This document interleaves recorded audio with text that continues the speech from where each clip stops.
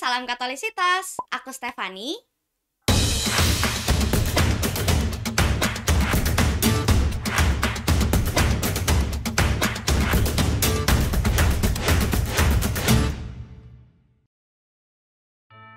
Pernah nggak sih teman-teman bertanya-tanya, kenapa ya umat Katolik perlu mengaku dosa di hadapan imam?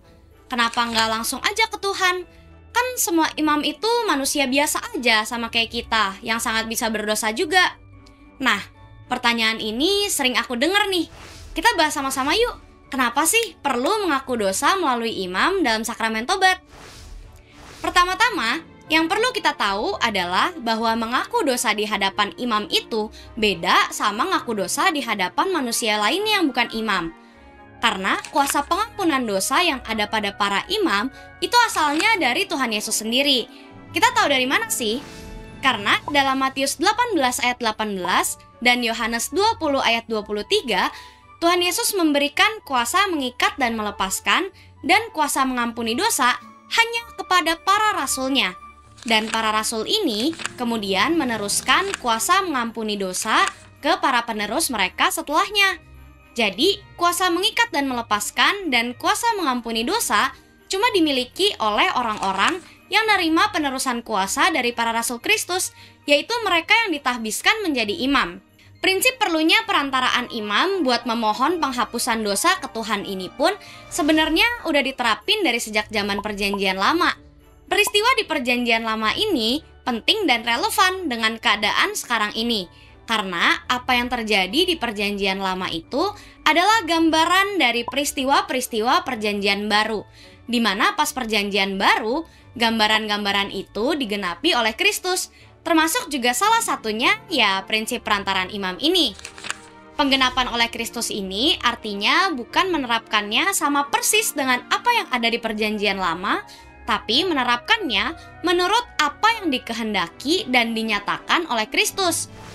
Waktu Yesus nyembuhin 10 orang penyakit kusta dalam Lukas 17 ayat 12-14, Yesus menyuruh mereka buat menunjukkan diri ke imam yang menyatakan kalau orang yang tadinya sakit kusta ini udah sembuh.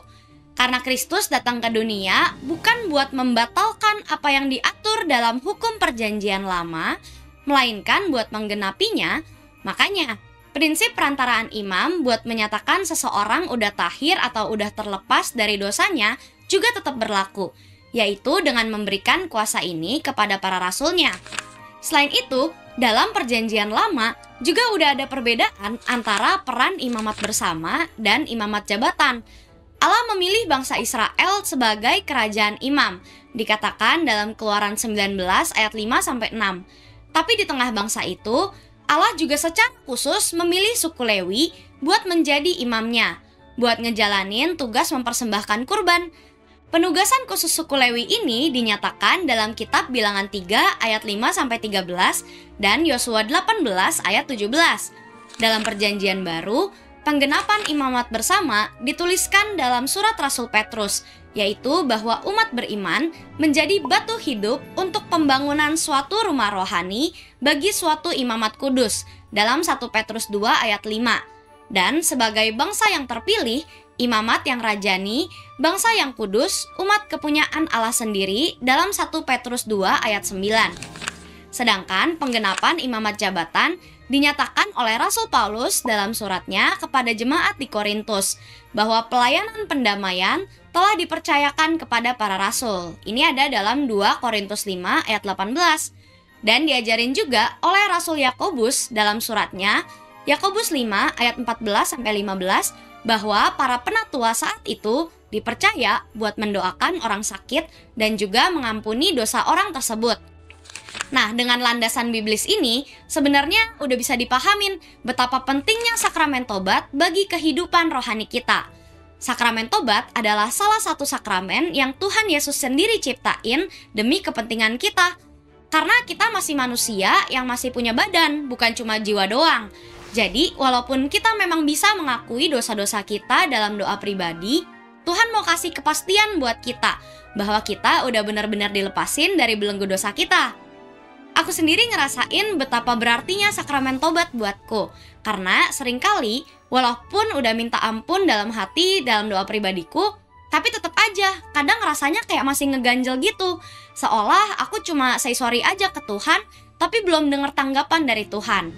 Tapi begitu ke sakramen tobat dan mengakui dosaku di hadapan imam sebagai wakil dari kehadiran Tuhan dalam sakramen itu, dan begitu imam melepaskan dosaku dengan absolusi, rasanya tuh kayak langsung bener-bener plong gitu. Karena ada satu konfirmasi bahwa Tuhan udah bener-bener ngampunin dosaku.